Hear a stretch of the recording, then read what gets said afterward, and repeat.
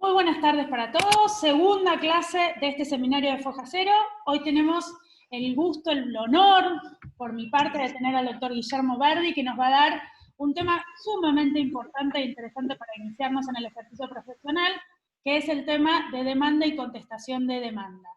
Previo a la charla del doctor, nos va a dirigir unas palabras Leandro Antonio, que es el coordinador junto con Emilia Novoa del Foro de Inicio Profesional, para invitarlos a todos ustedes a participar y contarnos un poquito de qué se trata el foro.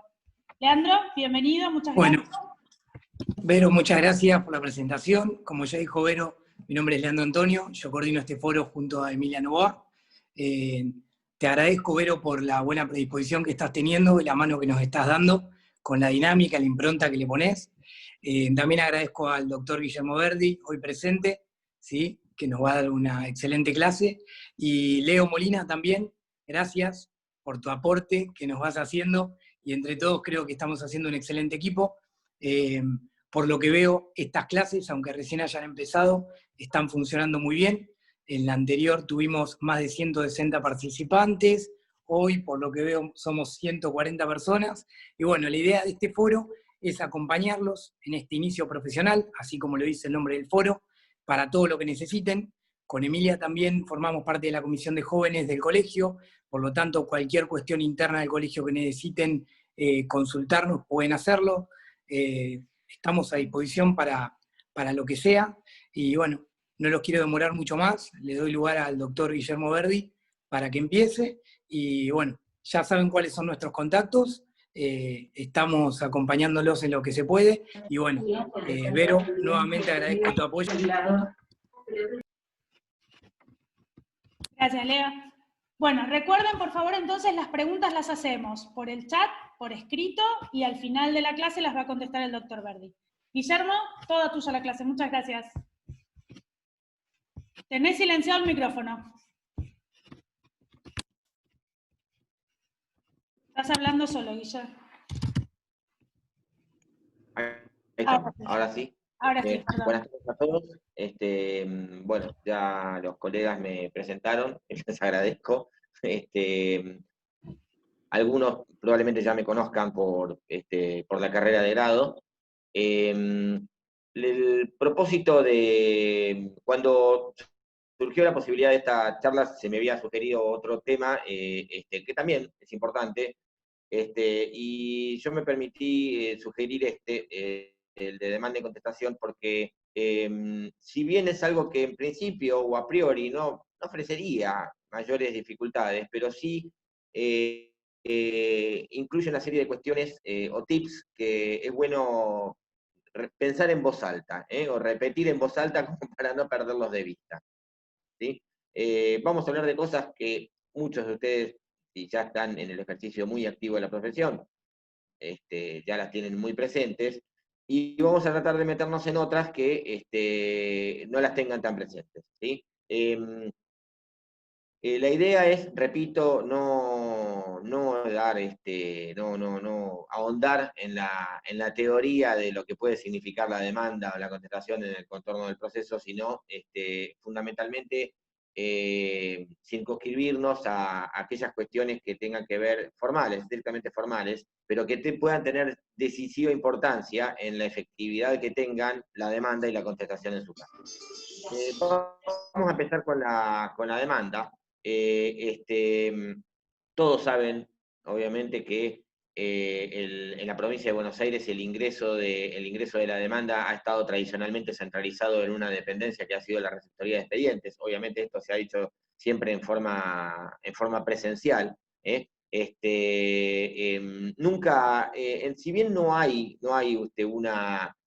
una disposición en particular, ni siquiera una acordada que diga el orden en que tengan que presentarse las cosas en una receptoría de expedientes, ha sido una suerte de costumbre la que lo ha impuesto con el correr del tiempo. Lo cual también se ha visto modificado por la aparición de la mediación. Es decir, hasta el 14 de mayo del 2012, cuando todavía la mediación en la provincia de Buenos Aires, si bien estaba legislada, no estaba instaurada, o no estaba funcionando, El primer acto, excepto si había una diligencia preliminar o alguna medida cautelar anterior a la demanda, pero el primer acto procesal era normalmente la demanda, y ustedes abrían la instancia con la interposición de la, demanda. Me voy, chao. Allá en radio te traen.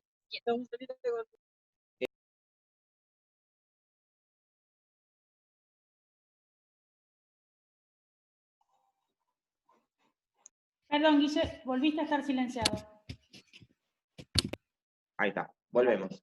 Me habían silenciado. Sí, Actualmente en la provincia de Buenos Aires, la gran mayoría de los procesos de conocimiento están sometidos a una mediación previa, prejudicial obligatoria. Recuerden que si sacamos, bueno, obviamente, lo que no es civil y comercial, estrictamente civil y comercial, pena laboral, contencioso administrativo, si sacamos familia, menores, bueno, obviamente, concursados, universales, beneficios del tirar sin gasto, diligencias preliminares, amparos, nos quedan, en realidad, todo el resto, que es prácticamente todas las cuestiones que tramitan por un proceso de conocimiento. De manera tal que ustedes, en la gran mayoría de las cuestiones, como ustedes ya en el ejercicio de la profesión han empezado a comprobar, van a tener que obligatoriamente, les guste o no, transitar la etapa de mediación prejudicial obligatoria.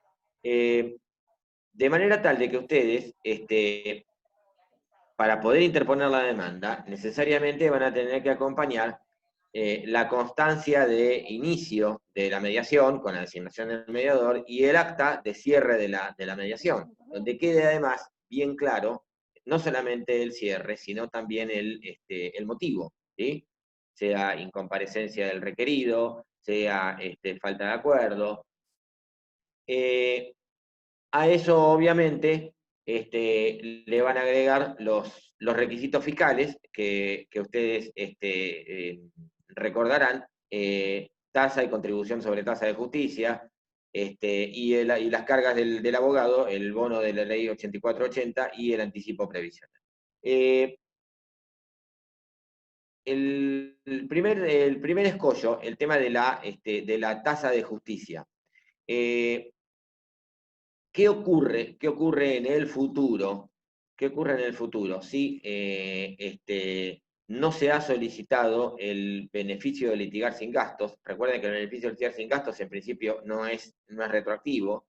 ¿Y qué ocurre si se les cae el beneficio de litigar sin gastos? Por ejemplo, porque o se lo rechazan, o se lo rechazan porque consideran de que no está acreditado la carencia de recursos, o se lo rechazan porque porque le han decretado la caducidad de la prueba testimonial, por ejemplo, por falta de prueba. Entonces hay como una idea instalada de que estoy en el medio del proceso, no pedí pedí el beneficio de litigar sin gastos, se me cayó el beneficio, o me olvidé de pedirlo, ¿sí? En la demanda, y no acompañé y no aboné la tasa de justicia, y mi cliente no tiene la plata para pagarla, eso truncaría el proceso, no puedo seguir. No, no es así. No es lo que dice el Código Fiscal. El Código Fiscal de la Provincia de Buenos Aires lo que dispone es de que el juez envía los antecedentes a la oficina, actualmente la oficina de cobro de tasas judiciales, para que haga la ejecución correspondiente. Pero la falta de pago de tasa de justicia no les puede a ustedes impedir continuar con el proceso. ¿Está claro? Por otro lado, ustedes además estábamos todavía parados en la receptoría de expedientes. Ustedes acompañaron, le agregaron la demanda y la documentación ensobrada. Esto ha sido toda la vida hasta este año, ¿sí? Obligado por las circunstancias de la imposibilidad, porque uno de los grandes problemas que trajo la cuarentena fue precisamente, a pesar de que la Corte de a poco fue flexibilizando el sistema a fin de que los procesos pudieran retomarse, mediante la implementación del expediente absolutamente electrónico, hay una pieza que faltaba, que era no podemos iniciarlo. Eso motivó que la Corte, primero en forma provisoria y ya en forma definitiva, dictara una acordada, si mal no recuerdo es la 593/20, en la cual disponga el inicio absolutamente electrónico de los procesos del fuero civil y comercial, ¿sí? Los de familia también, bueno, los laborales también. De manera tal de que lo que ustedes antes hacían presencialmente, yendo a la receptoría, haciendo la cola y dejando la demanda, que pasaba por una máquina timbradora, momento sagrado en el cual se interrumpía la prescripción, ahora va a ser en forma electrónica, ahora es en forma electrónica, es decir, toda esa documentación, la demanda, las boletas de pago de tasa sobre tasa, bono, IUS o anticipo previsional, el acta de la constancia de inicio de mediación, la constancia de cierre de mediación, todo eso va a ir digitalizado y enviado a la receptoría de expedientes. Y de la receptoría al juzgado que haya sido sorteado.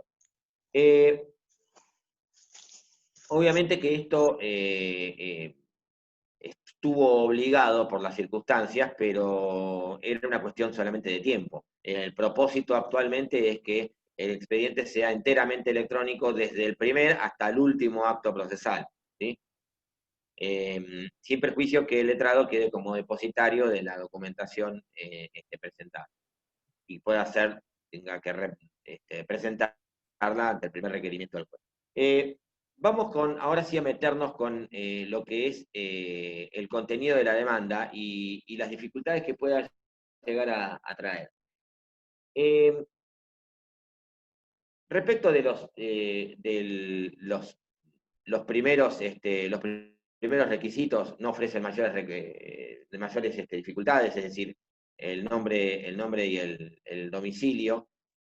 Recuerden el tema del domicilio, el nombre obviamente de la persona física, el nombre completo, razón social si es persona jurídica, pero recuerden respecto del tema del domicilio, que es, además del domicilio real denunciado, el constituido no solamente el físico, sino el electrónico. ¿Qué pasa si no constituyo el domicilio electrónico? Se va a tener por constituido en los estrados del juzgado, es decir, se hace efectiva el procedimiento del 40 y del 41. Ahora, ¿para todas las resoluciones se tiene por constituido en los estrados del juzgado? No. Para aquellas resoluciones que se notifican electrónicamente, es decir, aquellas que no se pueden notificar electrónicamente, ¿sí? Ahí van a tener que notificarla en el físico, si ustedes solamente constituyeron el físico. Si no constituyeron ninguno, bueno, ahí sí, ahí tienen un problema. ¿Sí? Ahí sí lo van a tener por constituido en los estrados del juzgado. De todas formas, hoy en día, al principio, si bien muchos han sido un poco distraídos o reticentes en este sentido, ya todos tienen domicilio electrónico y a nadie se le pasa no constituir un domicilio electrónico. Fundamentalmente cuando en este contexto, y pese a que el código dice lo contrario, se están notificando las sentencias en el domicilio electrónico. Repito, pese a que el código dice lo contrario. Porque el código dispone que no puede notificarse una sentencia definitiva en forma electrónica. Respecto, bueno, obviamente los datos del demandado, el nombre completo o razón social, el domicilio real. Esto no van a tener, con esto no tienen mayores inconvenientes. En el caso, obviamente, que ustedes no individualicen correctamente al demandado, obviamente van derechito a un previamente, es decir, una resolución en la cual lo intimen a que cumplan con el inciso 2 del 330. Vamos a meternos ahora sí en el corazón de la demanda. Con la cosa demandada. Lógicamente, ustedes son abogados, la cosa demandada, todos lo saben, la cosa demandada podrá ser una obligación de hacer, de no hacer, de dar una cosa cierta, o una obligación de dar una suma de dinero, que es el ejemplo clásico, en el que primero pensamos, el que tenemos más a mano, y también, de alguna manera, el más frecuente. Desde luego que la ley expresamente lo exige, que en ese caso ustedes van a tener que expresar el monto. acá viene un problema, es el miedo a, sobre todo en demandas, en rubros como los daños y perjuicios, el miedo a si me quedo corto, ¿sí? Hoy por hoy, por ahí, la cuestión está un poquito simplificada, es decir, durante muchísimo tiempo, en las demandas de daños, fundamentalmente en las demandas de daños a la persona, es decir, de daños físicos, y particularmente porque calcular un lucro cesante es el tiempo que estuvo sin trabajar por lo que ganaba, pueden mensurarlo fácilmente, pero calcular una incapacidad toda la vida ha sido complicado, porque, porque no son cuestiones que no son cosas que estén en el mercado. Y ni hablar del daño moral, ¿sí? Más subjetivo que el daño moral no hay. Esto intenta ser simplificado por el Código Civil y Comercial, al establecer, al adherir, no lo dice expresamente, pero prácticamente es unánime la opinión en el sentido de que el Código Civil y Comercial adhiere a la fijación de la incapacidad, del monto de la incapacidad con fórmulas matemáticas, ¿sí? Y después ahí viene la discusión qué fórmula matemática utilizar, ¿sí? Woto, Mendes, Achiarri, la Sierra Requena, etc. Son todas relativamente similares, ¿sí? No nos vamos hoy a meter en eso. Pero siempre ha habido, en estos tipos de casos, el miedo a, si me quedo corto con el monto, ¿sí? Puedo decir, ¿qué hago? Es decir, porque yo considero que el monto, en este caso, de incapacidad, debería ser, no sé, 500.000 pesos, y quizás me quede corto, y quizás también ese monto de los 500.000 pesos, cuando salga la sentencia, dentro de 2 años, 3 años, obviamente van a estar notoriamente desvalorizados, por más que lleven intereses, ahora nos vamos a meter con el tema de los intereses, pero queden notoriamente desvalorizados. Hoy también esto aparece en parte solucionado por el Código Civil y Comercial, que obliga a que los jueces, teniendo en cuenta que cuando son deudas de valor, fijen los montos en forma actualizada al momento de la sentencia. ¿Está claro? Entonces, eso a ustedes los va a cubrir del si me quedo corto con el monto. ¿Estamos? Esto por un lado. Pero además, hay otra forma, ustedes, de evitar quedarse corto con el monto. Hay quienes lo que hacen es agregar ceros, ¿sí? Entonces reclaman sumas exorbitantes por montos que, por situaciones o por daños que no lo justifican en lo más mínimo, ¿sí? Lo cual no deja de ser una imprudencia profesional. Ustedes me dirán, sí, pero no está la petición inexcusable. Sí, pero para que haya condena en costa por petición inexcusable al actor, tiene que estimarse el monto, el demandado tiene que estimar el monto que debería corresponder, tiene que depositarlo, y recién ahí el juez puede imponer las cosas al actor, cosa que no ocurre nunca, ¿sí? Entonces, ¿qué forma hay de evitar y sacarnos el miedo de si me quedo corto con el monto? Porque puede ser de que yo estime, porque además hay situaciones que no las podemos prever. Cuando ustedes lo viene a ver el cliente, por ahí, el daño es uno, y con el correr del juicio ese daño se agrava, ¿sí? Entonces, resulta que ustedes reclamaron, no sé, 200.000 pesos por incapacidad, por ponerles un ejemplo grosero, y de la pericia médica, surge que tiene una incapacidad de un 38%, y con los 200.000 pesos se quedaron recontra cortos. Entonces, porque puede ser que ustedes, adhiriendo al criterio que tiene el Código Civil y Comercial, la hayan calculado matemáticamente, pero con una incapacidad de él, no sé, se fijaron de acuerdo a las lesiones que aparentemente tiene su cliente, miraron las tablas de baremos, y vieron, y debe ser un 14% de incapacidad. Hicieron un cálculo matemático y les dio 251.738. Y eso reclamaron por incapacidad, más intereses. Resulta que de la pericia surge que la incapacidad no era del 14, sino que era del 38. Y el juez dice, es del 38, pero reclamó el 14. Yo más de eso no le puedo dar porque estaría violando el principio de congruencia y la sentencia sería nula. ¿Estamos? ¿Cómo evitar esto? ¿Cómo quitarnos el techo del principio de congruencia? La consabida frase que se reclama esa suma con lo que más o menos resulte de la prueba. No es un mero formulismo. Algunos consideran que es un mero formulismo. No, no es un mero formulismo, está bastante lejos de eso. ¿Sí?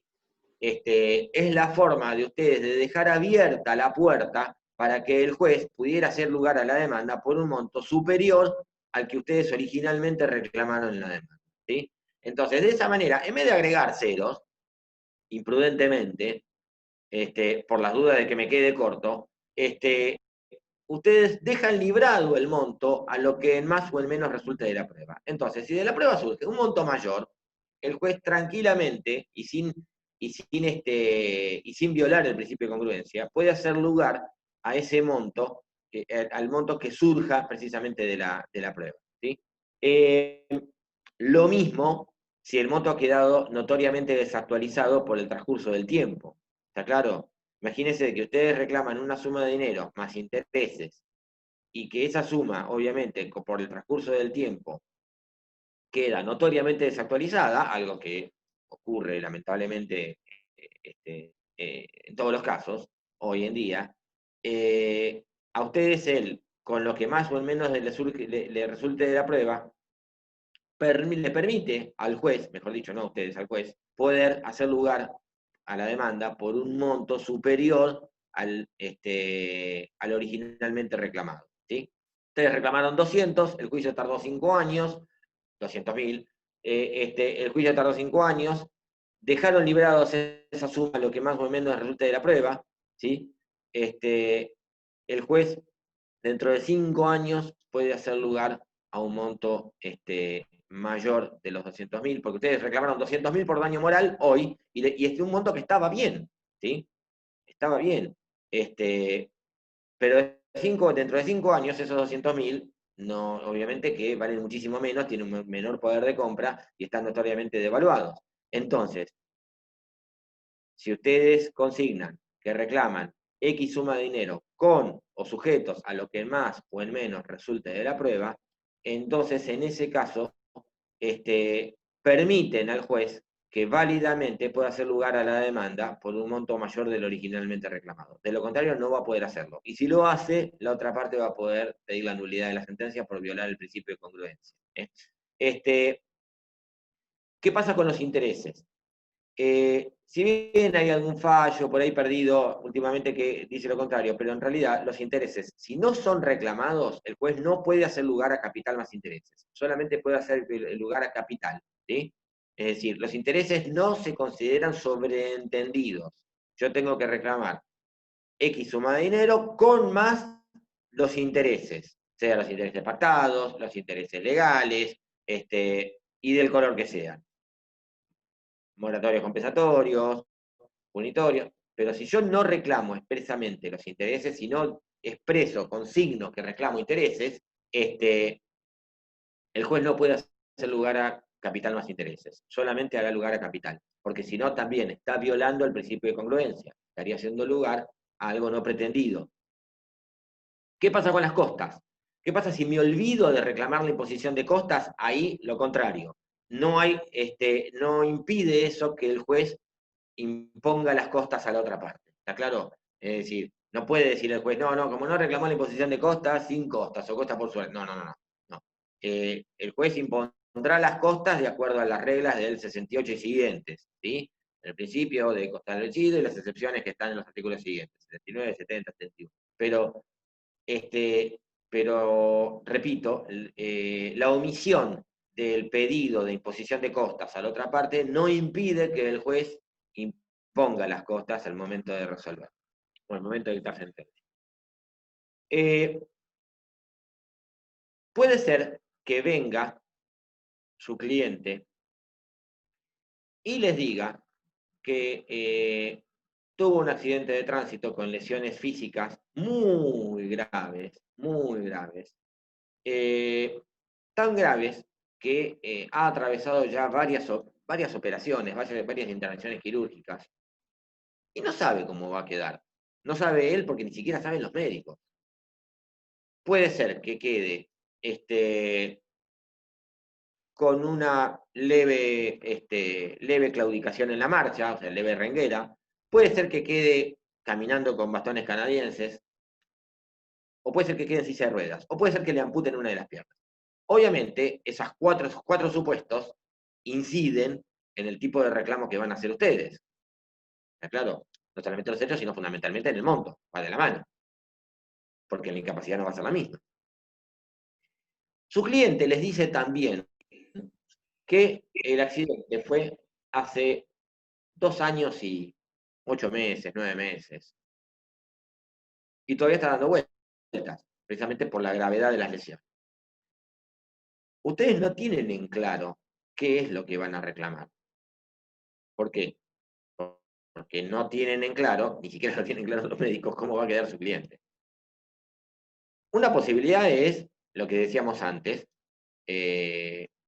la demanda por un monto astronómico para cubrirse por si me quedo corto. Otra posibilidad es también reclamar un monto y dejarlo sujeto a lo que más o menos surge de la prueba. Lo que pasa es que ustedes tienen un problema que es en cuanto a la descripción de las lesiones, que todavía no saben cuáles son las secuelas de las lesiones. El código, fíjense que les da al final una solución a esto, y es la de que queden relevados, en este caso excepcional, de poder expresar el monto. Ahora, no basta solamente con invocarlo, sino que ustedes necesitan 2 extremos, que se reúnan 2 extremos. Primero, que no es una situación definitivamente consolidada. Las lesiones que todavía, o el proceso de rehabilitación o de recuperación de su cliente que todavía está en marcha y tiene para rato. Pero además no basta con esto, sino que haya una urgencia en interponer la demanda para evitar la prescripción. ¿Está claro? Es decir, y esto lo tienen que plantear ustedes expresamente. Es carga de quien solicita estar relevado o eximido de expresar cuál es el monto reclamado, plantear esta situación, fundarla y plantear precisamente no solamente la situación de no definitivamente consolidada, sino la necesidad o la urgencia en interponer la demanda para evitar la prescripción. Usted mira, bueno, sí, pero surge claramente de la ley. Es decir, si digo que el accidente fue hace 2 años y 10 meses, claramente, mirando el Código Civil, sabemos que la prescripción es de 3 años, en ese supuesto ejemplo que estábamos dando. Bueno, pero igual es necesario plantearlo. Es carga de quien lo solicita plantearlo.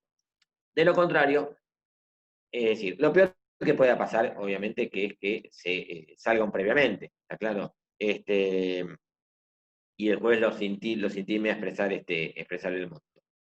Pero no deja de ser tiempo que se pierde. Vamos con los hechos.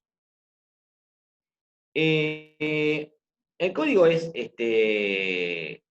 bastante enfático en cuanto a que dice los hechos expresados claramente. ¿Por qué dice esto? ¿Por qué está puesto de esta manera? Es lo único que dice, los hechos expresados claramente. Es 4 palabras. Piensen ustedes que en el proceso civil no puede incidir, no puede pesar, y el juez no puede invocar su conocimiento privado de los hechos, ¿sí? El conocimiento personal que tenga de los hechos no puede ser invocado por el juez, de manera tal de que el juez va a conocer una versión de los hechos que es la que den en la parte actora primero y la que den en la parte demandada después.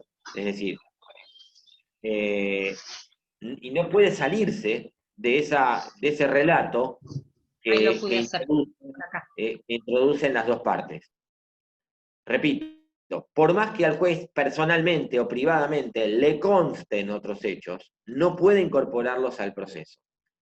Esto tiene una sola excepción, y son los hechos modificativos, impeditivos o extintivos durante el proceso, aunque no hubieses invocado por las partes, ¿sí?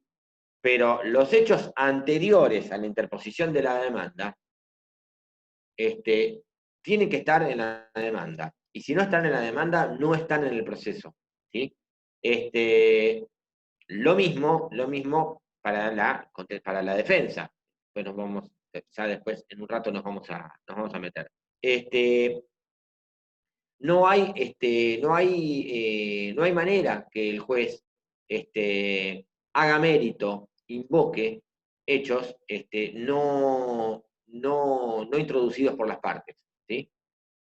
Estaría nuevamente también violando el principio de congruencia. El juez se tiene que ceñir a la causa de la pretensión, la relación jurídica descrita por las partes, invocada por las partes. Sobre esto vamos a volver ahora en 2 minutos cuando hablamos del tema del derecho. Si con los hechos hay que ser claro, explícito, si ustedes quieren puntilloso, la contracara, obviamente que es el fundamento jurídico, por algo que ustedes todos saben que es el principio iura no virtutia, ¿no? El juez conoce el derecho. Sin embargo, el límite entre una cosa y otra, entre los hechos y el derecho, suele ser difuso. ¿Sí? Fíjense que los hechos que constituyen la causa de la pretensión son los que generan o le dan la estructura a la relación jurídica y que donde está incluido el derecho cuya tutela se reclama en el proceso. Entonces, si yo fundo la demanda, si yo en la exposición de los hechos digo que hubo una responsabilidad por omisión, ¿podría el juez considerar? Yo considero que no hay una responsabilidad por omisión, sino que el factor de atribución es otro. ¿Sí? ¿Podría modificar el factor de atribución? Ustedes me dirán, y bueno, en definitiva es echar mano de otra norma jurídica. ¿Sí? Iura no curia, el juez tiene libertad para elegir la norma que va a aplicar. ¿Tengo que ser tan puntilloso? Si la ley me está diciendo, el inciso quinto, el derecho expuesto sucintamente, o sea, brevemente, evitando repeticiones innecesarias. Es decir, la ley con tono aleccionador lo que les dice a ustedes es, señores abogados, cuando hagan la demanda, no me den una clase de derecho. Invoquen el derecho. ¿Está claro? Cada uno tiene su estilo a los efectos a la hora de redactar una demanda o una contestación, y en los escritos judiciales en general. Y cada uno tiene su forma de trabajar. Están los que hacen demandas de 3 o 4 carillas, y están los que hacen demandas de 60 carillas. Están los que se limitan a invocar las normas del Código Civil aplicables, y están los que citan fallos de la Cámara de Apelaciones de Concepción del Uruguay, que en Mar del Plata no interesan demasiado. Total, hoy por hoy, en otros tiempos, citar jurisprudencia era sentarse a transcribir los sumarios de los fallos. Hoy es pintar, copiar y pegar. Entonces, es fácil llenar páginas con eso. Ahora, ¿realmente sirve? Y muchas veces no solamente no sirve, sino que a veces puede llegar a ser contraproducente. Lógicamente, si ustedes tienen, a ver, una carta ganadora, un fallo de la Suprema Corte, que es doctrina legal, vinculante para el juzgado, y bueno, sí, pónganlo en juego, tírenlo sobre la mesa, porque es mejor ir a Cámara con una sentencia favorable que con una sentencia en contra. ¿Sí? Ahora, piensen ustedes que no pueden reproducir en una eventual segunda instancia. Ustedes saben de que el proceso civil, la gran mayoría de los casos, termina con un recurso ordinario de apelación en Cámara. Ustedes no pueden, en una eventual segunda instancia, reproducir textualmente los fundamentos de derecho que están en la demanda, porque se exponen a que la Cámara le declare desierto el recurso. ¿Está claro? Porque es textual, es igual que la demanda. Entonces, no se más que repetir, que reiterar, que copiar. Entonces, a veces es prudente, esto reitero, queda a criterio de cada uno, es prudente no tirar todas las cartas sobre la mesa, guardarse algunas en cuanto a lo que tenga que ver con los fundamentos jurídicos, poner lo esencial y dejar que el juez resuelva. Repito, si tienen un precedente en una cuestión muy controvertida o novedosa, que es de Corte de Nación, de Suprema Corte de Provincia, bueno, no pueden dejar de mencionarlo. ¿Sí? Ahora, empezar a amontonar fallos porque sí, no sé si no es imprescindible, ¿sí? Y no sé si les va a sumar. Volviendo al tema de la delgada línea entre los hechos y el derecho, en algunos casos. Esto pasa con a veces con la calificación de la relación jurídica, ¿sí? ¿Tiene libertad el juez para calificar libremente la relación jurídica?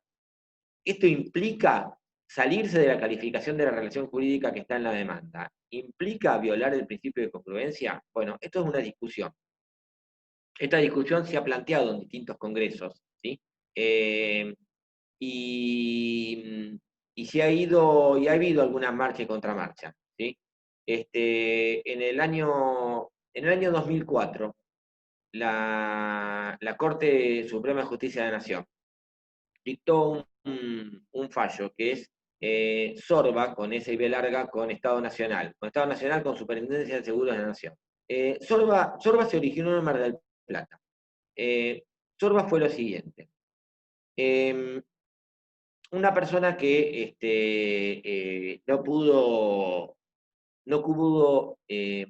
que tuvo un juicio de daños y perjuicios en el cual factora, lo ganó, y llegado el momento de cobrarlo, no lo pudo cobrar porque la compañía de seguros estaba en liquidación, ¿sí? Recuerden que las compañías de seguros no quiebran sino se liquidan. Es un proceso relativamente similar, ¿eh? a la quiebra.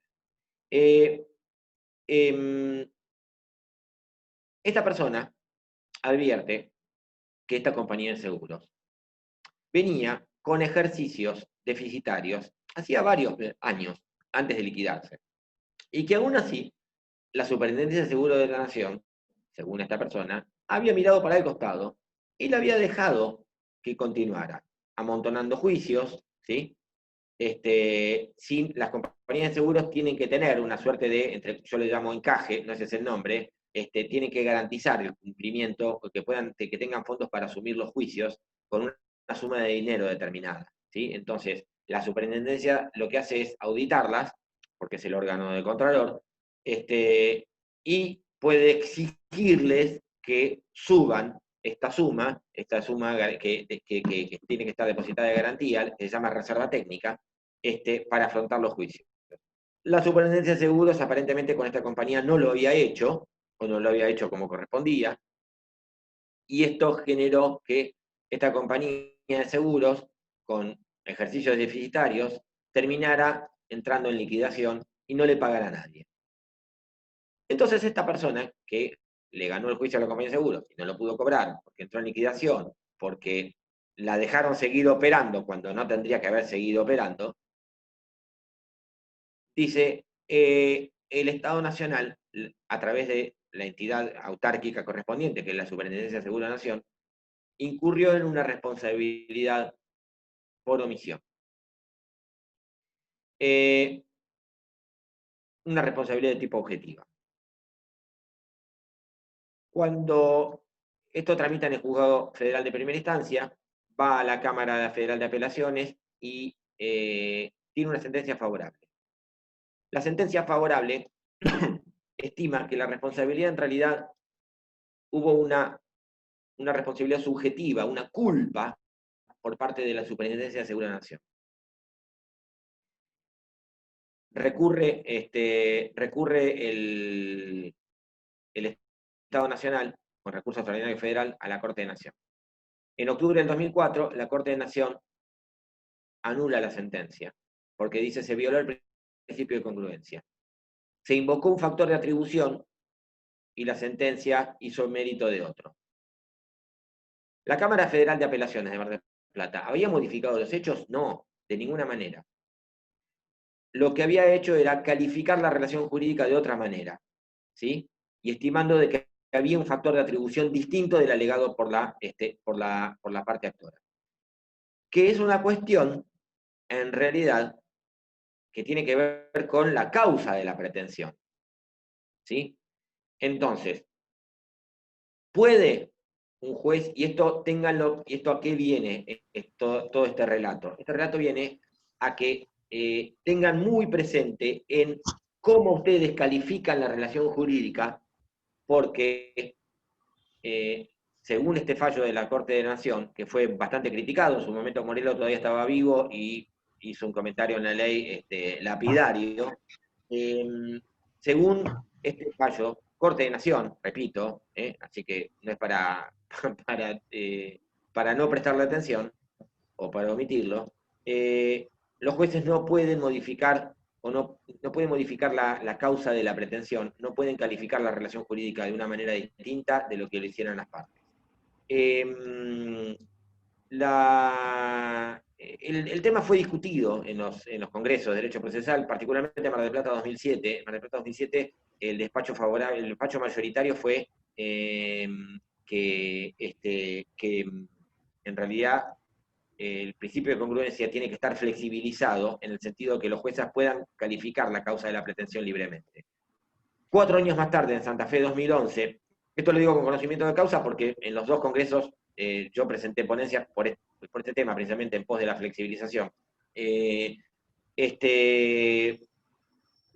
vuelve un poquito atrás y se considera que solamente en aquellos procesos de índole colectiva o donde se ventilen derechos fundamentales, pueden, ambientales, consumidor, salud, pueda llegar a flexibilizarse el principio de congruencia. En los demás, no. Es decir, ustedes califican la relación jurídica de una manera y el juez no puede salirse de eso. Ojo, porque esto implica un límite al iura novit curia. Es decir, esto de que el juez puede aplicar libremente el derecho, sí, pero ojo con esto, hasta ahí. No puede modificar la calificación jurídica que ustedes le dieron a los hechos en la demanda. No puede modificar la causa de la pretensión, ¿sí? Bueno, obviamente el último inciso de la petición, bueno, lo que ustedes saben, lo que normalmente se le denomina petitorio, algunos lo hacen más corto, otros lo hacen más largo, basta, por lo menos en lo mínimo indispensable, que pedir que se lo tenga por presentados parte de domicilio legal constituido, que se corra traslado de la demanda y que oportunamente, es decir, lo inmediato y lo mediato. Lo inmediato se corra traslado de la demanda y lo mediato oportunamente se dicta sentencia, en este caso haciendo lugar a la demanda. No me iba a meter en el traslado de demanda, iba a hablar de la contestación directamente, pero no puedo dejar de hacer mención a algo que es un tema actualmente álgido, que es el inconveniente que trae el traslado de la demanda en el contexto de pandemia o de aislamiento preventivo, social, obligatorio. Sobre todo cuando, como todos ustedes saben, en Mar del Plata se había regularizado la actividad del 24 de agosto para volver atrás con la fase 3 menos de una semana después. Entonces, hoy por hoy, ustedes saben que la notificación de demanda únicamente, y esto es bastante claro, el 142, puede ser por cédula, y por cédula en soporte papel, ¿sí? Esto los lleva a que ustedes, la Corte les flexibilizó la posibilidad de interponer la demanda en una receptoría en forma electrónica. Interponen la demanda, la receptoría envía la demanda al juzgado que haya sido sorteado, ya sea en ese momento o previamente, si hubo mediación previa, queda radicada en el juzgado, supongamos que están cumplidos los requisitos del 330, ordena el traslado de la demanda. Ustedes quieren notificarla y en principio no pueden, porque solamente se están atendiendo notificaciones en cuestiones urgentes. es decir, la excepción. Esto motivó que se planteara la posibilidad de la notificación mediante carta documento. El proceso laboral, el procedimiento laboral, sí permite la notificación de la demanda mediante carta documento, y en ese caso, para el caso que no esté acompañada de la documentación, obviamente nunca va a estar transcrita la documentación en la carta documento, es muy difícil que así sea, queda notificada el día de nota posterior a haber sido recibida. Ahora, de lo contrario, el día de haber sido recibida. Carta de documento con aviso de recepción o de aviso entero. El proceso civil no. 142 es muy claro y la demanda, la citación de personas extrañas al proceso, la sentencia, por cédula papel. La sentencia se ha flexibilizado, pero en el caso de la demanda, obviamente el demandado todavía electrónico domicilio constituido no tiene, porque todavía no forma parte del proceso, no interviene en el proceso, no queda otra que de notificarlo en papel. Cosa que hoy no se puede. Fue así que se empezó a plantear la posibilidad de hacerlo mediante carta de documento. Los jueces de primera instancia en principio han sido reticentes, pero la sala 3 de la Cámara de Apelaciones permitió, precedente que es protegiendo al consumidor con Medife, es un fallo del 5 de agosto pasado, ya, de ahora, al menos de un mes, donde permitió la notificación mediante carta documento de la demanda. Ojo, esto no es que todas las demandas podemos notificar mediante carta documento, sino que lo que se ha tenido en cuenta es que son procesos donde toda la demanda y la documentación estaba debidamente digitalizada, es decir, subida a la mesa de entrada virtual. Entonces, no genera mayor perjuicio al demandado recibir, en vez de una cédula, la carta de documento, cuando, entrando a la mesa de entrada virtual, puede ver la demanda y toda la documentación, ¿sí? Puede consultarla. Entonces, es absolutamente lo mismo que si hubiese recibido la demanda abrochada y la documentación fotocopiada abrochada a la cédula, ¿está claro? Y es así como de a poco algunos juzgados, el uno, por ejemplo, Mar del Plata, está permitiendo la notificación de la demanda, pero con estos requisitos mediante carta de documento. Lo que hizo Sala 3 es precisamente aplicar analógicamente la ley de procedimiento laboral y además tener en cuenta en qué contexto se estaba pidiendo la notificación mediante carta de documento. Piensen ustedes que inclusive aún cuando Mar del Plata, supongamos que no hubiésemos pasado a fase 3 y que hubiésemos seguido con la, digamos, normalización del servicio de administración de justicia que estaba a partir del lunes 24 de agosto, que duró una semana nada más.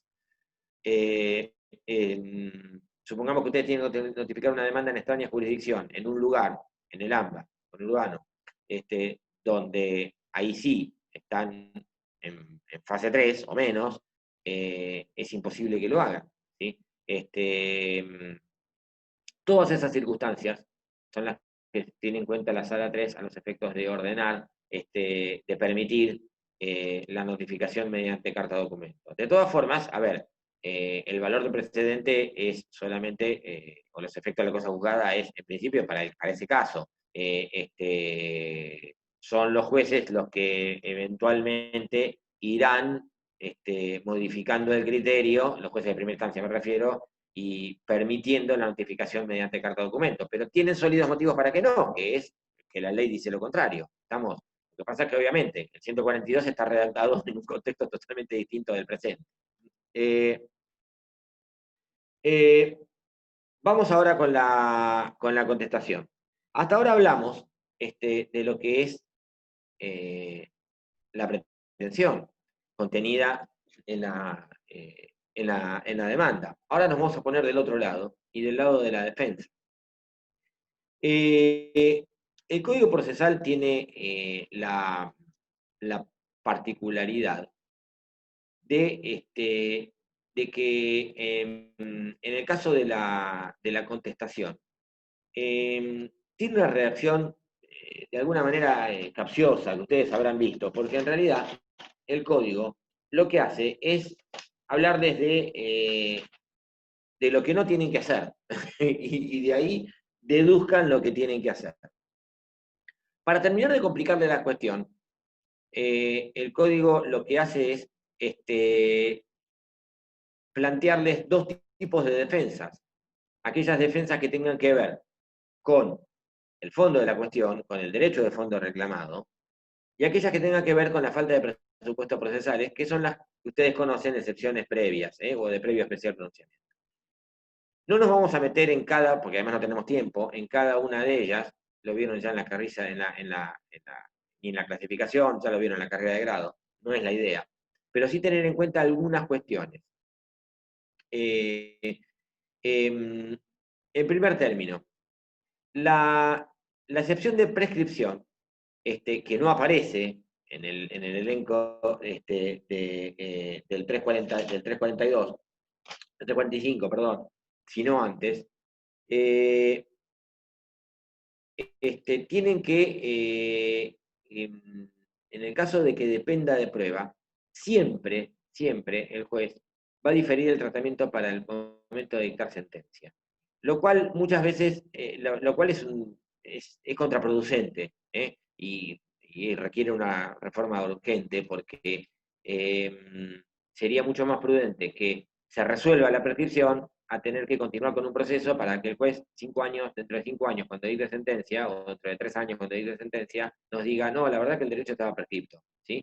Es un dispendio jurisdiccional inútil. Primero por el juzgado, ¿sí? Porque es tener un proceso dando vueltas, en el cual van a producir pruebas, con todo lo que eso implica, de desgaste jurisdiccional, y el juez se va a tener que sentar a dictar sentencia para un derecho que estaba prescripto, cuando lo podría haber resuelto 3 años atrás. Lo mismo vale para la falta de legitimación. Fíjense que el inciso 3 del 345, cuando habla de la falta de legitimación activo-pasiva, dice, solamente se resuelve como previa si es manifiesta. ¿Cuándo es manifiesta? Cuando no depende de prueba, ¿sí? Cuando no depende de prueba. Ahora, si depende de prueba, se va a diferir el tratamiento para el momento de dictar sentencia. El criterio prácticamente unánime en todos los juzgados es, por lo menos en Mar del Plata, es que ante la duda se difiere el tratamiento para el momento de dictar sentencia. Y acá lo mismo. Ustedes, abogados de la parte demandada, plantean una falta de legitimación activa o pasiva. El juez dice, depende de prueba, depende de las pruebas que se produzcan en la etapa pertinente. Difiere el tratamiento para dictar sentencia. Continúa con el proceso. La parte actora va a continuar probando no solamente la legitimación, sino que va activo-pasiva, sino que también lo que va a probar son los demás extremos de la pretensión. Una demanda de daños va a probar los daños, va a hacer 3 pericias, van a declarar 8 testigos sobre el hecho. Vamos a llegar a la sentencia, dentro de 3 años y medio, y el juez va a decir, no, la verdad que había falta de legitimación activa, ¿sí? Todo esto que hicimos no sirvió para nada, se podría haber evitado. Bueno, el criterio, y esto ya es una cuestión de reforma, de modificación legal, el criterio debería ser que el juzgado diga, paremos la pelota, sustanciemos la falta de legitimación, produzcamos pruebas sobre la falta de legitimación, lo mismo con la prescripción, resolvamos. Si hay falta de legitimación, hasta acá llegamos. No hay falta de legitimación, continuamos con el proceso, ¿sí? Pero no es esa la solución que da la ley. Después, estoy hablando de cuestiones puntuales que pueden plantear algunas excepciones previas, teniendo en cuenta el tiempo que tenemos. Otra cuestión es la de la cosa juzgada y de la litipendencia. Recuerden que la cosa juzgada y la litipendencia tienen un fundamento que es de orden público. No basta con que estén invocadas no basta con que estén, o no es necesario que estén invocadas por las partes. El juez advierte esto, ¿sí? Y tiene que pedir el expediente en el cual se hubiese resuelto o que estuviera en trámite y disponer, si es litipendencia, eventualmente la litipendencia parcial, la acumulación, o directamente resolver la cosa juzgada y terminar con el proceso, si la cuestión ya fue juzgada en otro proceso idéntico. ¿tá? Pero no es necesario, no es imprescindible que las partes hayan planteado la litipendencia de la cosa juzgada como excepciones. El juez puede ordenarla, puede resolverla de oficio. Esto no lo dice el Código de Provincia, lo dice el Código de Nación, pero hay fallos, inclusive doctrina legal de la Suprema Corte en este sentido. ¿sí? Es decir, es una cuestión que está fuera de discusión.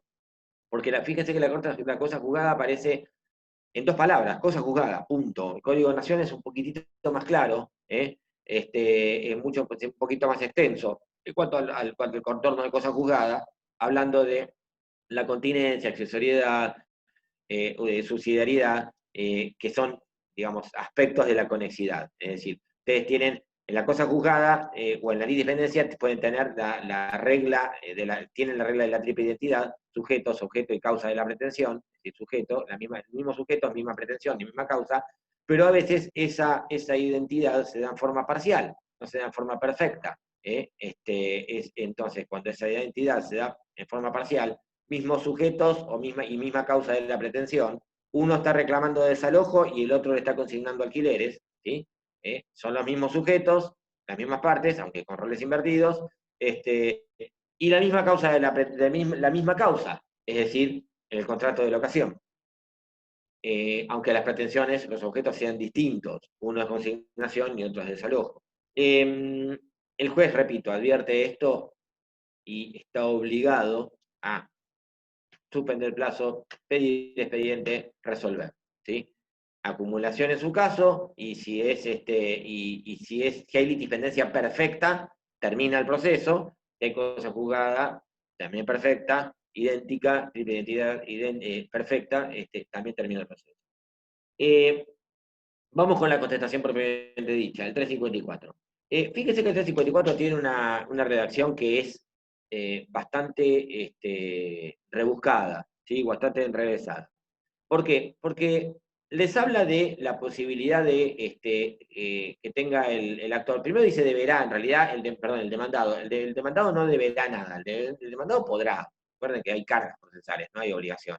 Entonces, el demandado si quiere contesta, si quiere no contesta, si quiere niega, si quiere no niega. Obviamente, lo que haga tendrá sus consecuencias, ¿sí? En el proceso, ante todo para el demandado y correlativamente para el actor. Si lo que quiere es negar, el código, la ley les exige que esa negativa sea expresa, por eso dice las evasivas, además tiene que estar el hecho expresamente negado y además puntualmente negado. Es una costumbre de toda la vida. Los profesionales cuando contestan la demanda ponen un párrafo que dicen, niego todos los hechos que no sean motivo de especial reconocimiento. Bueno, eso no sirve para nada. No sirve para nada, porque eso es algo que la ley expresamente les dice que no sirve para nada. Una negativa general. ¿sí? Entonces, fíjense que dice, el silencio, hecho no negado, la evasiva, hecho negado en forma ambigua, no en forma enfática, expresa, manifiesta, la negativa general, los hechos negados en conjunto, globalmente, tienen una consecuencia. Entonces, que ahora vamos a ver. ¿Querés negarlos? Hay que negarlos en forma puntual. Es un trabajo engorroso, aburrido, porque les va a obligar a desmenuzar la demanda, sobre todo si es extensa, pero no queda otro remedio que hacerlo. Ahora, el hecho no negado, ya está admitido, está exento de prueba, se acabó el mundo. Bueno, no es tan así. Esto es una idea también instalada, pero no es tan así. Porque fíjense que el código lo que dice es, podrá el juez tenerlo por cierto o por verdadero. Podrá, ¿está claro? Si está admitido expresamente, sí. Obviamente que si está admitido expresamente, ya está. Ya el juez no se puede meter en eso. ¿sí? ¿Qué pasa con la documentación? Fíjense que el código hace una diferencia con esto. Porque si con los hechos dice podrá, con los documentos utiliza otro verbo. Por eso siempre digo, el 354, que el 354 cada punto y cada coma importan. Con los documentos no negados, negados en forma evasiva, negados en forma general, deberá tenerlos por cierto. Ahora, todos, no, señor, no, todos no, que esta es otra idea instalada. No negué un documento, y quiere decir que el juez lo va a tener por cierto. No, señor, no es así. Yo acompañé el presupuesto de reparación de mi vehículo, de un taller X. Demandado, no le consta eso, no hizo él el presupuesto. El juez tendrá como, no lo negó, ¿tendrá como irremediablemente cierto? No, y por lo tanto me exime de probar el daño, de ninguna manera. Lo que sí va a tener como irremediablemente cierto, si no es negado, son los documentos atribuidos al demandado. Yo acompaño el contrato de locación que digo que yo como locador firmamos con el demandado locatario, o un contrato de compraventa, o el que se les ocurra, el demandado no lo niega, y digo que esa es su firma, no lo niega, entonces ahí el juez sí lo va a tener por cierto. Lo mismo con las cartas o telegramas, si son remitidos o supuestamente remitidos al demandado. Ahora, si son remitidos a un tercero o por un tercero, al demandado no le consta. Entonces, en ese caso, el juez podrá, en todo caso, tenerlos, por cierto, si no son negados, pero no son irremediablemente ciertos. ¿Sí? Obviamente ustedes, primero lo que hicieron es, entre comillas, destruir. Es decir, trataron de voltear la demanda. Hicieron una negativa de los hechos, y después obviamente podrán dar la versión de los suyos. ¿Es obligatorio que el demandado haga una versión de los hechos? No es una carga, acá recuerden que es carga. Hay algunos que se meten en intentar ensayar una versión de hechos que a veces los termina complicando. Es decir, puede ser que el demandado utilice como estrategia solamente negar, y después, bueno, vamos a ver qué pasa con la prueba. Y nada más, punto. Es decir, si quiere dar una versión de los hechos, si quiere no la da. Obviamente que si tienen argumentos sólidos para contraponer los hechos con otros, sí, obviamente que háganlo, con la misma carga del 330, inciso cuarto, en cuanto a la exposición clara. Y después, obviamente que en lo pertinente, lo mismo que dijimos del 330 con el derecho de petición, petitorio final, petición final. En estos minutos que nos van, que nos van quedando, el tema de la prueba. Piensen ustedes que en la provincia de Buenos Aires está la cuestión que, si bien hay 3 procesos de conocimiento, ordinario, sumario y sumarísimo, y que el 319 establece como regla que el proceso de conocimiento, en principio, es ordinario, en realidad esa regla es una excepción, porque si ustedes van al 320, el inciso primero le dice: todos los procesos donde el monto sea hasta 4.500 US, 4.500 US es 8, hoy es 8.415.000, con un US de 1870, de marzo.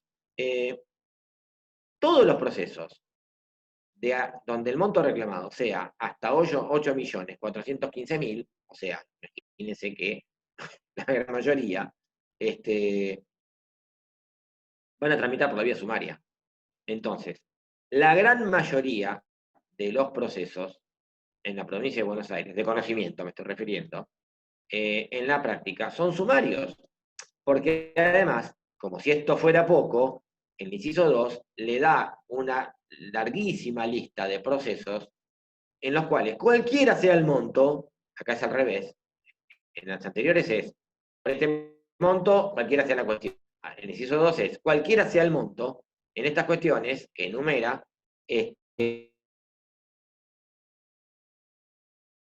ustedes se encuentran, por ejemplo, con los delitos y cuasidelitos y cumplimiento de transporte, es decir, los daños y perjuicios de accidentes de tránsito.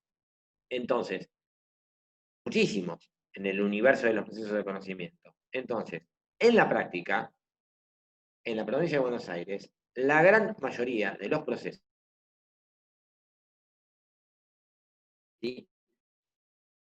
Y en Nación, recuerden que con la 25488, en noviembre del 2001, desaparecen los procesos sumarios y quedan unos ordinarios modificados con forma de sumario, digamos. Y en el sumario de provincia, en el sumarísimo de provincia, en el ordinario de Nación, en el sumarísimo de Nación, es decir, todos menos el ordinario de provincia, toda la prueba se ofrece con la demanda y con la contestación, ¿sí?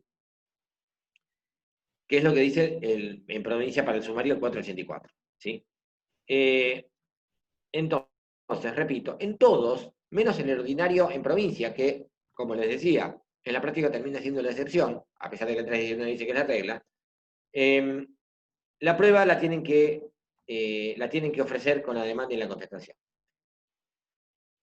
Esto suele ser un llamado de atención, sobre todo para el abogado de la parte actora. No tanto para el abogado de la parte demandada. ¿Por qué? Porque eso los obliga a ustedes a ofrecer la prueba a ciegas, a tientas. Porque ustedes en un proceso sumario, que repito, son la mayoría, u ordinario en Nación, que repito, son la mayoría en Nación, casi todos menos los sumarísimos, y el sumarísimo en Nación también, y sumarísimo en provincia también, en todos, menos el ordinario en provincia, ustedes tienen que ofrecer toda la prueba en la demanda. Es decir, la documental siempre, bueno, en todos los procesos, ustedes saben que la documental, si está en poder de la parte, se acompaña, y si no está en poder de la parte, se ofrece indicando, hay que individualizarla, indicar cuál es y dónde está. ¿Sí? Historia clínica número tal, o historia clínica correspondiente a tal persona que está en la clínica X. Expediente municipal número tal de la Municipalidad General Pueyrredón, o expediente judicial o causa IPP número tal de la UFI número 8, no sé, por un ejemplo. Pero no solamente esta, sino todas las pruebas las tienen que ofrecer. Y ojo con esto, porque ustedes, cuando están redactando la demanda, ustedes no saben qué le va a contestar el demandado, ni siquiera saben si le van a contestar el demandado, por ahí no le conteste y cae en rebeldía, ¿sí? O por ahí le hacen una contestación escueta, telegráfica, o por ahí le hace una contestación de 35 páginas donde los destroza. Entonces, y ofrece un montón de pruebas y lo niega absolutamente todo, desde el primero hasta el último hecho. No saben si le va a negar todos, si le va a negar algunos, no le va a negar ninguno. Yo inicio un juicio por incumplimiento de contrato, que está en un instrumento privado, Guille, ¿sabes? y yo no sé si el demandado me va a negar la autenticidad del instrumento. ¿No te escucho? ¿Cómo? Que se corta. Tenemos como un problema de conexión, me parece. ¿Se No, corta? sí, Bueno, se ahora, a ver, ¿ahora me escuchás? ¿Ahora se escucha bien? Sí. Llegamos a... ¿Ahora sí? Sí, ahora te escuchamos. Ahora no. Bien. ¿Llegamos a? No. Ahora no. A ver.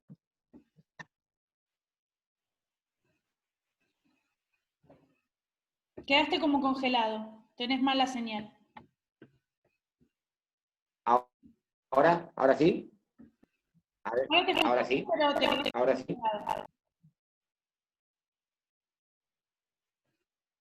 Sí. ¿Tenés cerca tu celular de la computadora?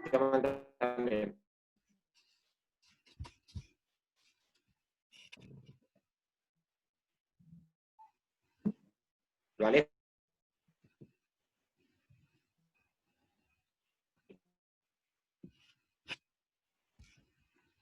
Se perdió toda la comparación, Guille, entre el proceso ¿Ahora sí me escuchás? de nación. No. Ahora te escucho. Bien, vamos de vuelta. Se Vamos de perdió vuelta. toda la comparación entre proceso de provincia y nación. Perfecto. Bien.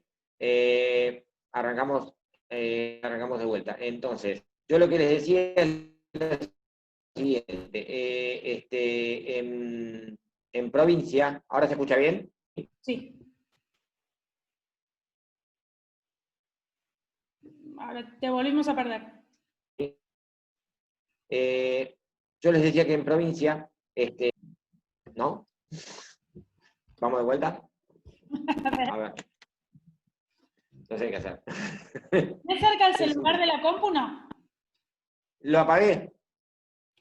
Si querés apagar tu video, no te vemos, ¿te animás a que no te veamos? ¿Te molesta si No no te tengo vemos? problema. No tengo problema, no tengo problema. Por ahí. Que con eso tengo mejor conexión. Sí, y si quieren apagar las cámaras, ya terminamos de tomar lista. Por ahí podemos mejorar un poquito. Perfecto. Bien. Ya estoy apagando todas las cámaras, a ver si mejoramos un poquito. Bien.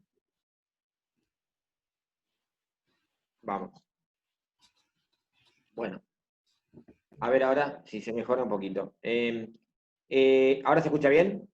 Ahora se escucha bien. Bien. Bueno, yo lo que decía es lo siguiente.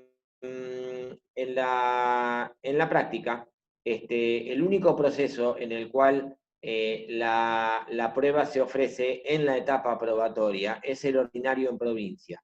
El proceso ordinario en provincia, en realidad, es, si bien el 319 establece que es la regla o el principio general, en la práctica es la excepción, porque la gran mayoría de los procesos son sumarios, como consecuencia de que el 320, inciso primero, del Código de Provincia, establece que, las demandas, todos los procesos donde el monto reclamado sea hasta 4.500 IUs, que hoy son 8.415.000, van a tramitar por la vía sumaria, y además, en el inciso 2, hay una lista de procesos donde cualquiera sea el monto, va a tramitar por la vía sumaria. A eso sumémosle los sumarísimos, a eso sumémosle los otros procesos especiales que tramitan por la vía sumaria, como desalojo, división de condominio, rendición de cuentas. En Nación desapareció el sumario, pero el ordinario tiene características del sumario, después de la ley 25.488. Y el sumarísimo continúa como antes. En todos estos procesos, toda la prueba se ofrece con la demanda y la contestación, no solamente la documental, toda la prueba. Es decir, que en todos los procesos, entre nación y provincia, en todos los procesos, menos el ordinario en provincia, que termina siendo en los hechos excepcional, toda la prueba se ofrece con la demanda y la contestación. Esto es no sé si un inconveniente, pero sí obliga a prestar atención a la parte actora, no tanto a la demandada. ¿Por qué? Porque esto obliga al abogado de la parte actora, cuando prepara la demanda, a tener que ofrecer prueba por las dudas. ¿Por qué?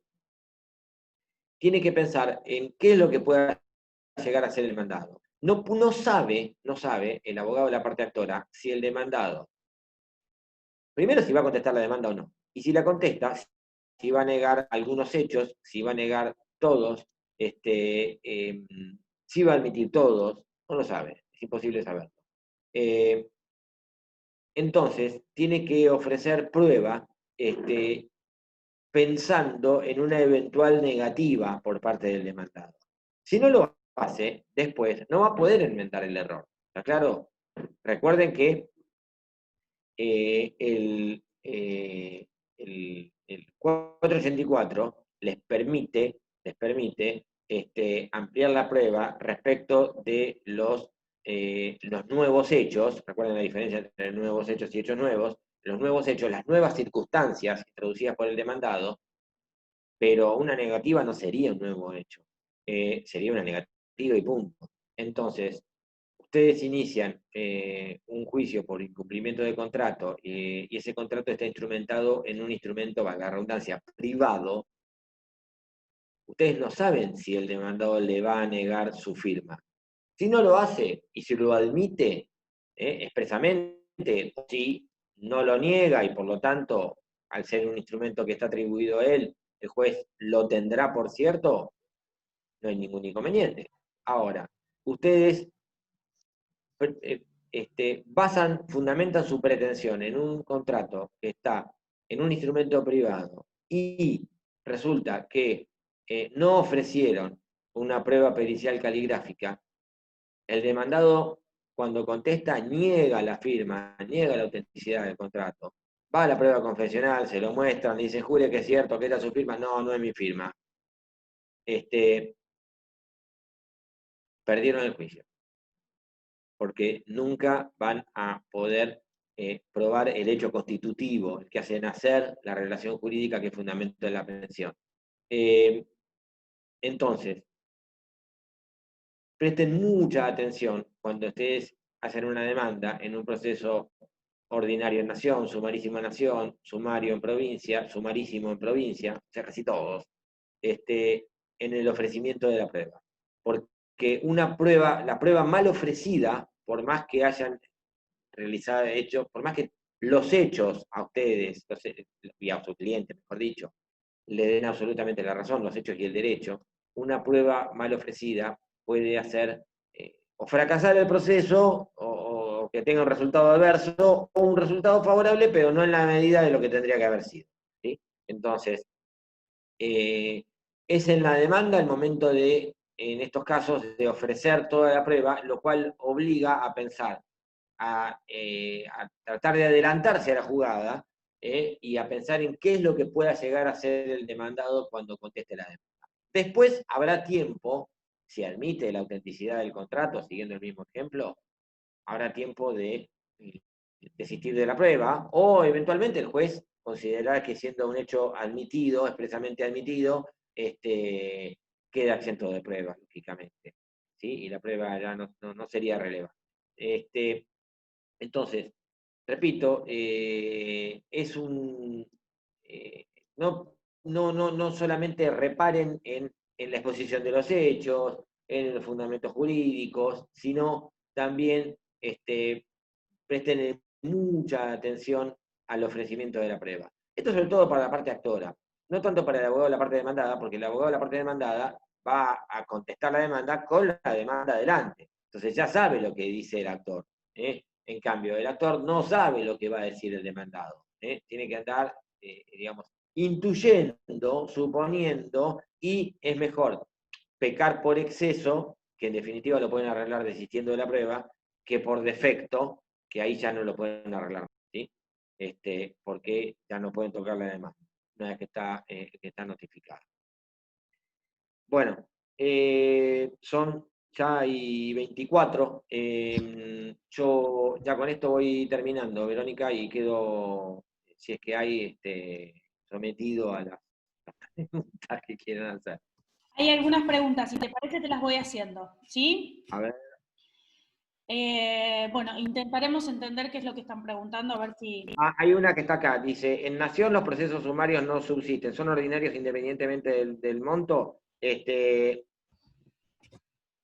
Sí, en Nación los sumarios no existen más, desde el año 2000, desde noviembre del 2001, y son ordinarios, son todos ordinarios, excepto los casos del 321 cuando son sumarísimos, ¿sí? El 321 de Nación igual que el de provincia, pero si no, son todos ordinarios.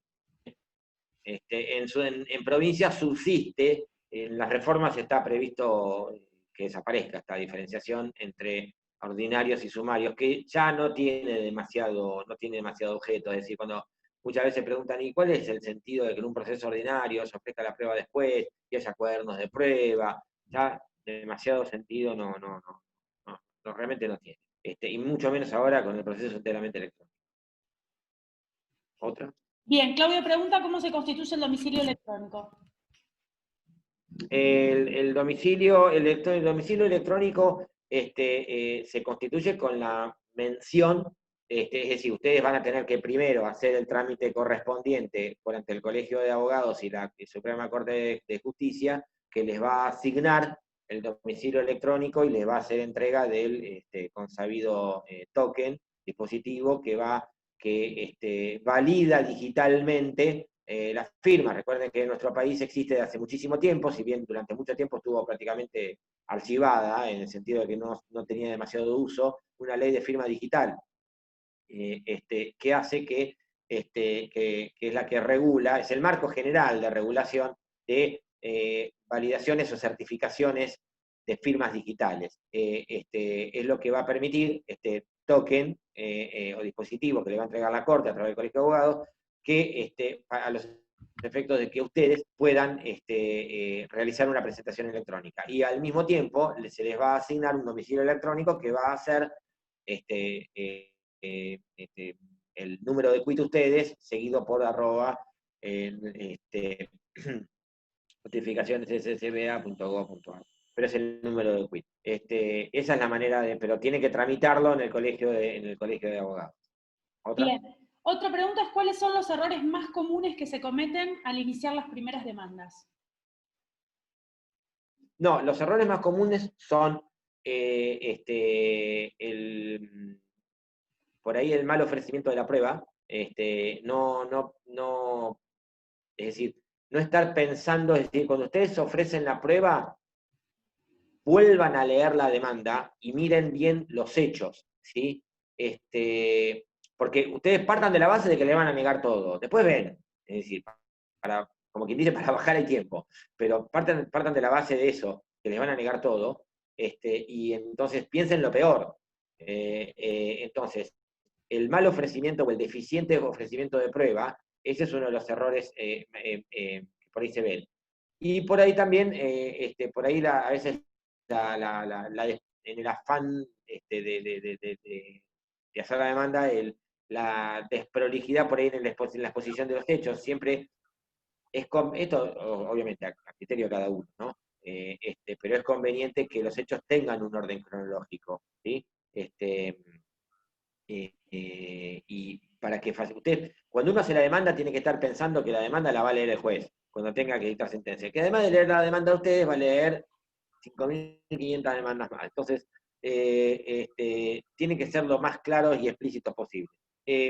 Después, el tema de la forma, del estilo, como siempre digo, está el que le gusta comer con mucha sal, otros con poca sal y otros sin sal. Está el que le gusta hacer demandas muy escuetas y con eso se siente seguro y cree que es mejor no aburrir al juez, y está el que se siente más seguro haciendo demandas extremadamente largas. Lo que por ahí tienen que evitar es ser reiterativos, que este es otro error, ser reiterativos en los hechos. Repitiendo los hechos una y otra vez no sirve. Yo he visto, la otra vez, por ejemplo, tenía que contestar una demanda donde en realidad eran 4 hechos puntuales, pero los repetían una y otra vez, con otras palabras, un poco más ampliado, menos ampliado, y entonces había 15 páginas de hechos, pero en realidad podrían haber sido 1,5. Repetían siempre lo mismo, ¿sí? Entonces, ser claros con los hechos, lo que decíamos recién, porque después no pueden andar adivinando lo que pasó, pero tampoco ser reiterativo y repetir una y otra vez. Repetirlo varias veces no va a convencer al juez de que es cierto. ¿Sí? Las pruebas lo van a convencer que es cierto. A ver, veo otra. Volviendo al inicio de la charla, si presento planilla hoy en receptoría... Ay, se me fue. Subila porque justo hicieron otra pregunta. Sí. Presento receptoría virtual. Pido inicio de mediación a distancia hasta que pase todo. Interrumpo la que... Uf, ajá. Bueno, no, fíjate el Código Civil. El tema de la interrupción de la prescripción con la mediación, que fue un tema de discusión desde que empezó desde que se instaló la mediación, empezó a funcionar efectivamente la mediación en la provincia de Buenos Aires. La mediación interrumpe no desde el inicio, sino desde la notificación, en realidad del libramiento de las piezas de notificación de la mediación. Es decir, no basta con el inicio. Esto lo dice el Código Civil y comercial, ¿sí? Porque esto se discutía porque la ley de mediación y el decreto reglamentario anterior decían que, mejor dicho, el decreto reglamentario anterior, lo que decía es que el inicio de la mediación interrumpía la prescripción. Y en realidad una ley provincial estaba modificando el Código Civil que estaba en ese momento, el Código de Vélez, ¿sí?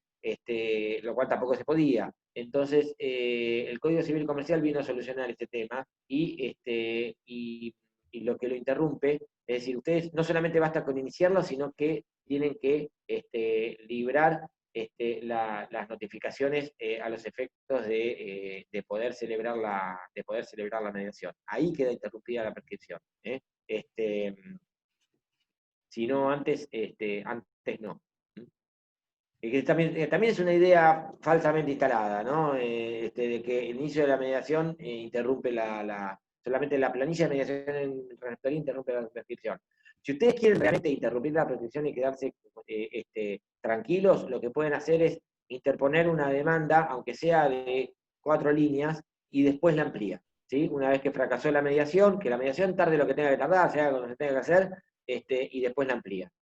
Supongamos que ustedes están sobre el filo de la prescripción y dicen, uy, yo tengo miedo de estar jugando con la mediación, entonces interrumpe y presentan una demanda, queda ahí en el juzgado, y celebran la mediación tranquilos. Y después lo que hacen es ampliar. Bien, Guille, tenemos una pregunta que generó mucha discusión en el Foro de Derecho Laboral, a ver si vos desempatás. En el caso de una demanda laboral notificada por telegrama, que es una de las formas que están autorizando los tribunales de trabajo ahora a notificar la demanda, que fue rechazado por la demandada al telegrama, se envía nuevamente por el principio de buena fe. ¿Plantearía usted la rebeldía dado que el domicilio del demandado está en el intercambio telegráfico y el deber del empleador de recibir las notificaciones del empleado, o solicitaría otro medio de notificación?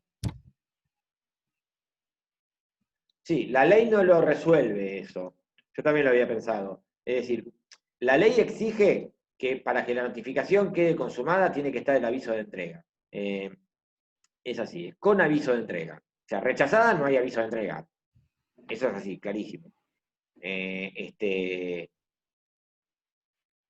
Vamos a lo que dice la ley. Ahora, si apelamos a la buena fe, sí, después sí, todo podría ser flexibilizado, pero en realidad es con aviso de entrega. Y una carta de documento o un telegrama rechazado no hay aviso de entrega. Eso por un lado. Por otro lado, hacerlo por otros medios, y sí, porque lo puedes hacer con un acta notarial. ¿Sí?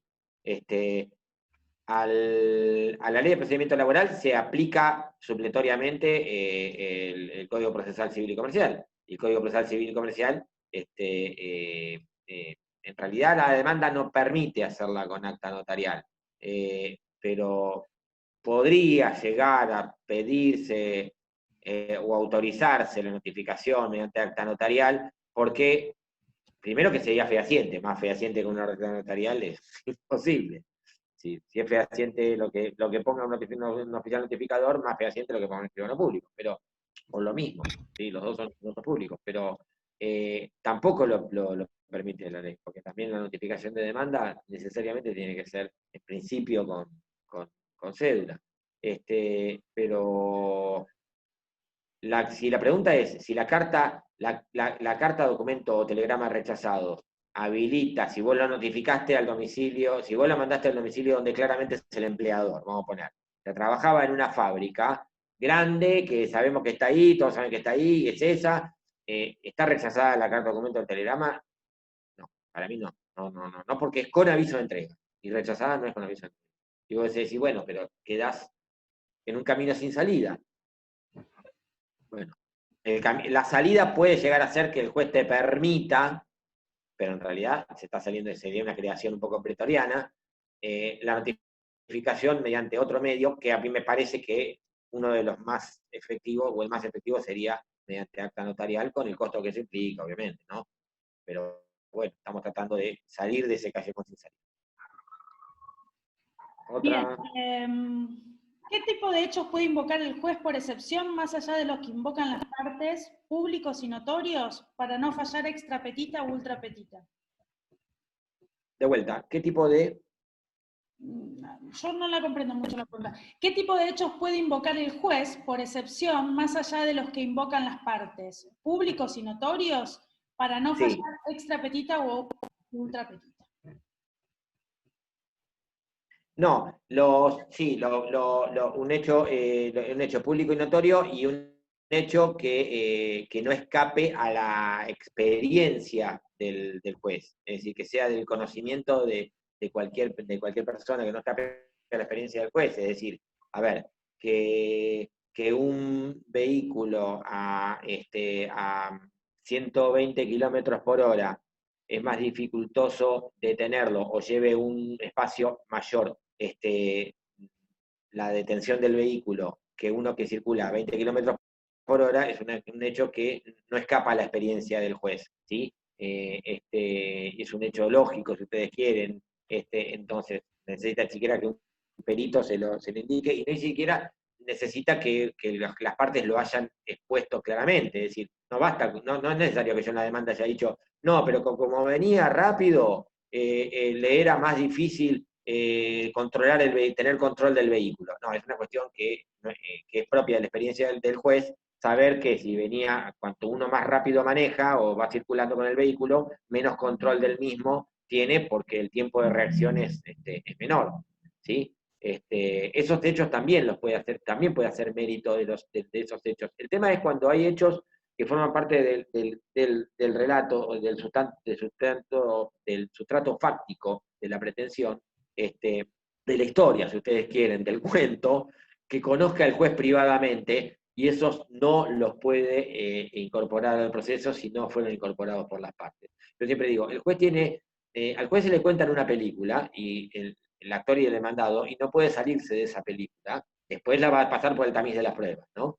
Tiene como los caballos, dos anteojeras, de un lado y del otro, y ve eso, ¿sí? Eso de que lo que no está en el proceso no está en el mundo, ¿sí?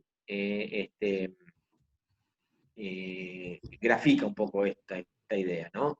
Que lo dijo Couture hace mucho tiempo, ¿no? Y no la doctora Zampini como creía yo. No, lo dijo Couture hace mucho tiempo. Y quizás lo dijo por ahí antes que Couture lo dijo otro, no sé, la verdad no lo sé. Por ahí lo dijo Calamandrei, yo qué sé, no sé. ¿Otra? Bien, me parece que hay un tema de error con la cuestión de la prescripción. Preguntan, ¿interrumpe la prescripción cuando se libran las notificaciones? ¿Cuándo? Cuando se libran las notificaciones. Sí. Si se interrumpe la prescripción cuando se libran las notificaciones. De la mediación. Sí. Supongo que ustedes deben estar hablando de las notificaciones de la mediación. La mediación, sí. Sí, tal cual. Sí, bien. Ahí estamos. Bueno, no, después hay comentarios relacionados con el tema de la carta. Perdón, no le interrumpe, la suspende. Recuerden que que queda suspendida la prescripción durante la mediación y 20 días más después de concluida, ¿sí? Pero no está interrumpida, ¿sí? La suspende. Lo que interrumpe la prescripción es la interposición de la demanda, que ese es otro tema. Yo interpongo la demanda y la dejo durmiendo 3 años y no notifico la demanda, ¿sí? ¿Queda interrumpida la prescripción? Sí, porque el criterio jurisprudencial a mí me parece que a veces es un disparate. A mí me han notificado una demanda una vez que estaba interpuesta como 8 años antes, ¿no? Y ya había pasado el plazo de la prescripción varias veces, pero el criterio jurisprudencial es que queda interrumpida durante todo el tiempo que dura el proceso. Y basta con estar interpuesta la demanda, ¿sí?, para que quede interrumpida. La mediación suspende, no interrumpe. Genial. Bueno, creo que todas las preguntas contestadas, Guille. Bueno. Todo muy agradecido. Hacé vos el cierre. Bueno, muchísimas gracias. No sé si querés decirnos algo más. No, nada, bueno, un gusto haber compartido este rato con ustedes y obviamente quedo a disposición para las consultas que quieran hacer en este momento. Y bueno, nada, muchas gracias a todos. Seguramente te volveremos a convocar. Bueno, chicos, muchas gracias a ustedes también por participar. Nos vemos la clase próxima, el martes que viene, que vamos a estar con Emilia, Leo y yo dándoles un poco las cuestiones prácticas del proceso y seguimos con el curso, ¿sí? Muchas gracias a todos por venir al martes próximo. Gracias. Gracias, Guille. Nos vemos.